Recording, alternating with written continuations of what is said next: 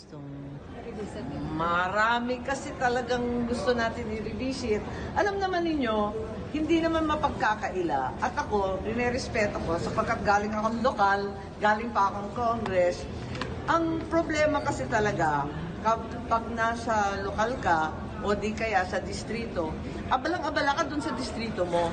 Pero importante, nagampanan rin ng Senate ang aming papel na yung pangkalahatang overview. At least may national vision tayo. Okay yung parochial. I am very, very respectful of parochial concerns kasi nanggaling ako dyan. Pero at the same time, may kailangan nagtitimon sa itaas na nakikita lahat. So kailangan suriin din talaga ng Senate.